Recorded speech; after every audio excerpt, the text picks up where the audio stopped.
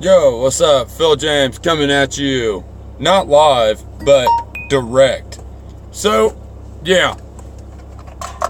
You see the title. Absolutely insane. You know what I mean? Absolutely insane. For anybody who still thinks we're not living in the last days, I don't know what the hell is covering your eyes, but it's definitely an obvious, thing that's happening. It's the end of times, and that goes without doubt, and without needing to be said. It's so totally obvious. How anybody can question it, I'm not entirely sure. I just don't get it.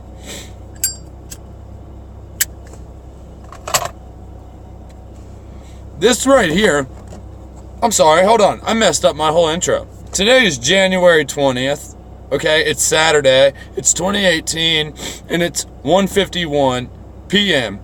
And yeah, almost 250 earthquakes shake Reno area in past week.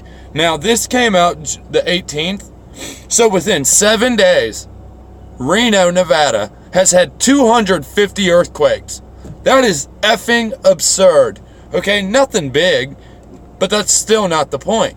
The point is that some sort of event or some sort of thing is causing seismic activity at that rate. Now that's absolutely insane. There's a few things in this article I'd like to share and show you. We'll go ahead and try to watch a video. If this does not work, I'm not effing with it more than I need to. If it doesn't work, we're stopping it and we're going through the article. So everybody bears with me pretty well with these videos when my videos won't play the video I'm trying to show. So we're going to try it.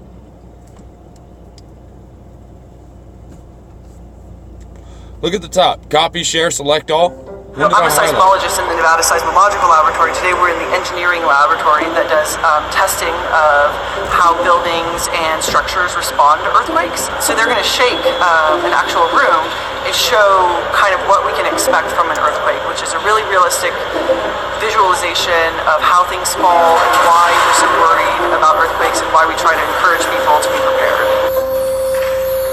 So today is the Great Nevada Shakeout. So this is an earthquake drill that we've been doing since 2009, and today is a day to practice what to do during an earthquake, which is to drop, cover, and hold on.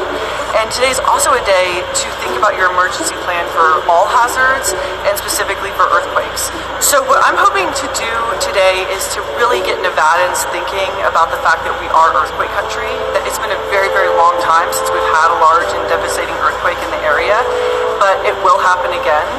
So every Nevadan was able to take a few steps to improve their earthquake preparedness, then everyone would be more safe and kind of ready for when this earthquake happens.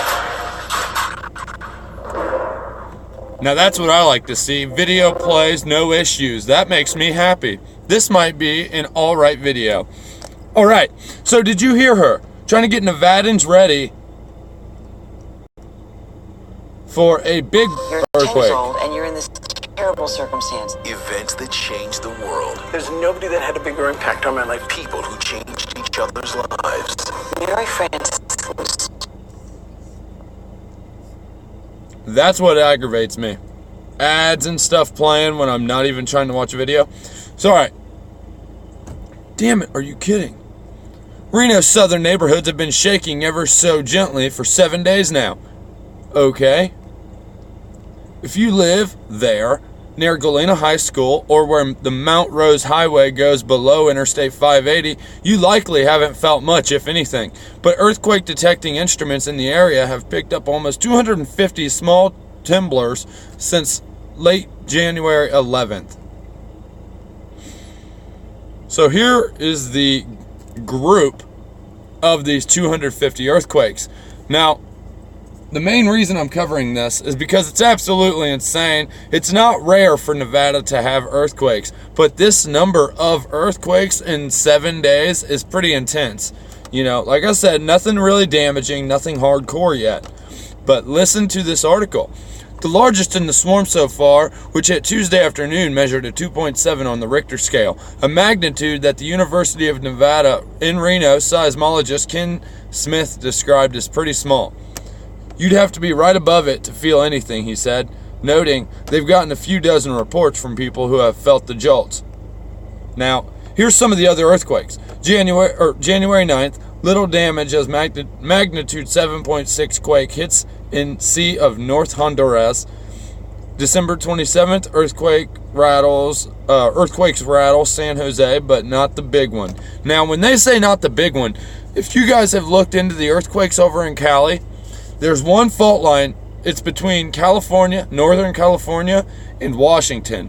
And they keep saying that Cali and the Washington state are due for a very, very devastating, massive earthquake. Why do they say that? Because they claim that about every 100 years, the big one hits. And it's been like 115 years, and we still haven't had it. So they keep bringing that up. Is it a warning? Quite possibly, because, like I said, they always make sure they bring up the big one, and they always talk about it. So I would keep your eye on Washington State, because it might get devastated by a massive earthquake, and they make it very well known that one is coming because they're due for it.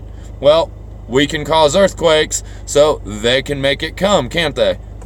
Now, November 30th, magnitude 4.1 earthquake strikes Delaware State. The magnitude would have to increase to a 4.0 or more for many people to feel it indoors, kind of like a truck striking a building, according to the U.S. Geological Survey. Nearly everybody feels a magnitude 5.0 quake, 10 times stronger than a magnitude 4.0. While earthquakes in northern Nevada are commonplace, the Silver State is the third most seismic. Excuse my reading skills. I'm not even trying to say it because I have a hard time saying it. The third most seismic activity state, okay? So, in the nation. Now, Smith said he and his colleagues at the university's Nevada seismological laboratory pay special attention to earthquake swarms. Oh my Lord! In a way, it's kind of a heads up. Ken Smith, University of Nevada, Reno. Now, what is he talking about? In a way, it's kind of a heads up. He's talking about the small swarm of 250 earthquakes in 7 days is a heads up for the big one. Now, wow, right? Definitely throwing it out there. Swarms of small earthquakes can sometimes act as a warning system for larger events to come. Scientists can't tell if this swarm will die off or yield something larger, Smith said. But if they do, we want to be on top of it, he said. In a way, it's kind of like a heads up. That's definitely throwing it out there and making it known that it's quite possible a bigger event could come. Hundreds of small earthquakes preceded two of Reno's more recent seismic events. A 2013 magnitude 4.4 temblor in Spanish Springs, about 10 miles northeast of Reno, and the 2008 magnitude 4.7 in the Mogul, Somerset area, about 6 miles west of Reno. This swarm is tightly clustered underneath I-580 and old US 395, about a mile and a half from Galena High School. Social media commenters reacting to the stories initially reporting the swarm last week pointed out the swarm is located in the same area as the Ormat Steamboat geothermal power plant. Well, there's a plus, right? We know how they like to do things, so keep it in mind. Small quake registered in the area of North Korea with previous nuclear tests. That was October 12th. October 9th, quake rescue dog named Frida becomes national hero in Mexico. Not a big deal to me right now. Alright, so the activities of geothermal plants which tap into hot water pockets beneath the Earth's crust to create electricity have been linked to seismic events in the past. But Smith said scientists have found no evidence that the swarm is associated with the plant. Well, more than likely it is. The 200-plus earthquakes in this swarm are occurring about 4 miles below the ground, far deeper than the Ormat plant activities. Well, that doesn't matter because the Ormat plant's still going down. So it's quite possible, in my opinion. September 19th, did California's small earthquakes cause Mexico's big one? July 21st, at least 2 dead after earthquake rocks Greek island, Turkish coast. It's unclear which fault system is producing this swarm, but Smith said the Reno's southern suburbs, especially near mountain ranges, frequently get a little shaky. Now, I'm not going to read the rest of this, just because it's a pretty big article, as you can tell. I mean, look at where the cursor is on the right. I will leave a link if you'd like to come check it out. But the point still remains that clearly 250 I guess it's not that long. 250 earthquakes in 7 days is pretty intense, you know what I mean? Alright, so faults in the area produced sizable quakes as recently as 2015. That seismic event, known as the Thomas Creek sequence, produced a series of magnitude 3.0 tremors that culminated with a magnitude 4.0 earthquake. People living in northern Nevada need to be prepared for the smaller, more commonplace earthquakes just as much as they would be prepared for the big one, Smith said.